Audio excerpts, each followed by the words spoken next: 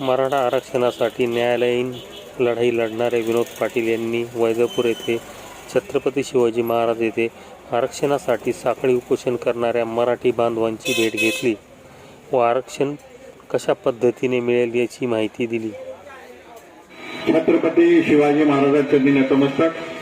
सर्वप्रथम वैजापूर तालुका वैजापूर शहरवासियांचे मी सकल मराठा समाज छत्रपती संभाजीनगरच्या वतीने आभार मानतो की अतिशय काळाची गरज ओळखून समाजाचं काही देणं लागतं, आपल्यावरची जबाबदारी ओळखून आपण सर्वांनी जसं प्रशांत भाऊंनी सांगितलं की तालुक्यामध्ये सगळ्या प्रमुख ठिकाणी साखळी उपोषण सुरू आहे. वैजापूरला देखील आता उद्यापासून आजपासून कामरण उपोषणाची सुरुवात होती. सगळ्या ग्रामीण भागामध्ये फिरत असताना तरुणांच्या डोळ्यामध्ये ज्यावेळेस बघतो तर दोनच प्रश्न तरुणांच्या समोर उपस्थित आहेत. एक, मराठा आरक्षण मिळेल का? दुसरं, खरंच मिळेल का? हे दोनच प्रश्नाचे भौतिक माझा समाज हा फिरतोय, आशेने बघतोय. समाजाच्या वतीने मुंबई हायकोर्टामध्ये आपण आरक्षणाची लढाई जिंकलो होतो. सुप्रीम कोर्टामध्ये देखील 1-1.5 वर्ष आपलं आरक्षण चाललं आणि नंतर ते रद्द झालं. मग आरक्षण रद्द होत असताना 2 मुद्दे त्याच्यामध्ये प्रामुख्याने सुप्रीम कोर्टाने सांगितले. एक, 50% मर्यादा ही ओलांडता येत नाही, त्यामुळे दिलेलं आरक्षण मान्य सुप्रीम कोर्टाला मान्य नाही. आणि दुसरा मुद्दा त्यांनी सांगितला की मराठा समाज मागासलेला नाही. मग बऱ्याच दिवसाचा संघर्ष चालला. या संघर्षामध्ये मराठा आरक्षण रद्द झाल्यानंतर केंद्र सरकारच्या वतीने ईडब्ल्यूएस आरक्षण देण्यात आलं.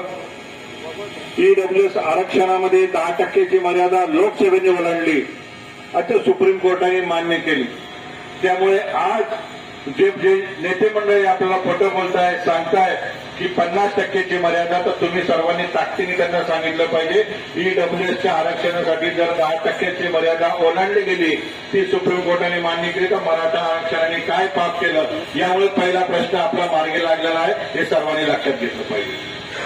दुसरा मुद्दा, मराठा समाज मागासलेला आहे का, यावर सातत्याने गांभीर्याने चर्चा होते. मी तुम्हाला जबाबदारीने सांगतो, मागास आयोगाचा जो रिपोर्ट आहे तो रिपोर्ट सुप्रीम कोर्टाने पूर्णतः काही फेटाळलेला नाहीये.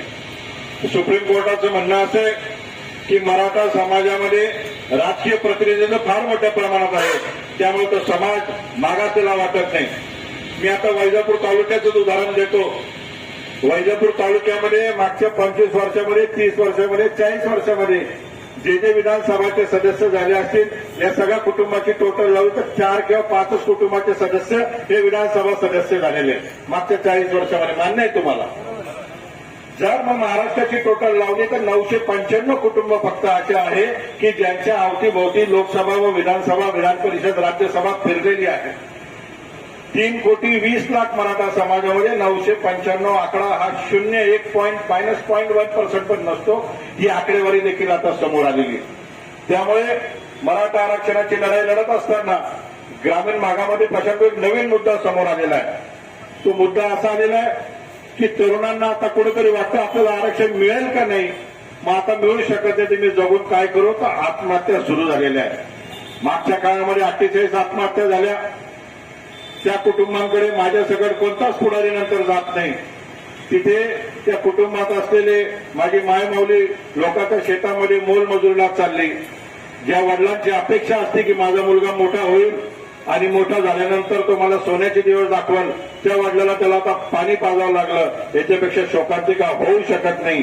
ही लढाई तुमच्या माझ्या उद्याच्या भविष्यासाठी आहे.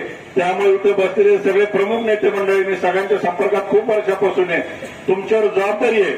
आपल्या भागामध्ये तरुणांना संपर्क करा, त्यांना समजावून सांगा आपल्याला 100% आरक्षण मिळणार आहे, आरक्षण आपण घेणार आहे.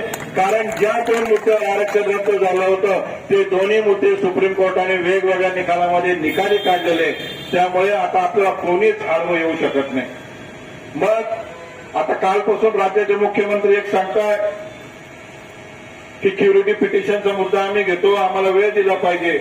तर तुमच्या माध्यमातून माझा सरकारला एक सवाल आहे. या महाराष्ट्रामध्ये 4 पक्ष आलटून पलटून सरकारमध्ये आले, आज 40 पक्ष कोर्टाकडून आले. पहिल्या वेळेस देवेंद्र फडणवीस साहेब, अजित पवार साहेबांचं सरकार बनलं. शरद पवार साहेब, उद्धव ठाकरे साहेब कोर्टात गेले. त्या दोघांना राजीनामा द्यावा लागला. उद्धव ठाकरे साहेब, शरद पवार साहेब हे न्यायालयातून आले. मग ते बसले असताना एकनाथ शिंदे साहेब बाहेर पडले. ते प्रकरण न्यायालयात गेलं. उद्धव ठाकरे साहेबांना राजीनामा द्यावा लागला. एकनाथ शिंदे साहेब, देवेंद्र फडणवीस साहेब परत सत्तेत आले. मग अजित पवार साहेब बाहेर पडले. मग अजित पवार साहेब परत सत्तेत आले. ते देखील कोर्टातून आले. म्हणजे जे शरद पवार साहेबांनी, उद्धव ठाकरे साहेबांनी कोर्टात केलं, जे एकनाथ शिंदे साहेबांनी कोर्टात केलं, जे देवेंद्र फडणवीस साहेबांनी कोर्टात केलं, जे अजित पवार साहेब आज कोर्टात करताय, हे एवढं जरी मराठा आरक्षणासाठी केलं तर कोणतं माईचा लाल आरक्षण आपलं थांबू शकत नाही. त्यामुळे आपली मागणी ही कॉन्क्रीट असली पाहिजे. आपण ठामपणे पण सांगितलं पाहिजे. 50% मुद्दा पडलेला आहे, मुद्दा संपलेला आहे. मराठा समाज मागासलेला आहे. आता ग्रामीण भागातले जे लोक बसलेले आहे, मी देखील दौलताबाद ग्रामीण भागाचा आहे. माझे चुलते स्वतः जिथं बैल गाय बांधतात त्याच्या बाजूला बाज टाकून झोपता.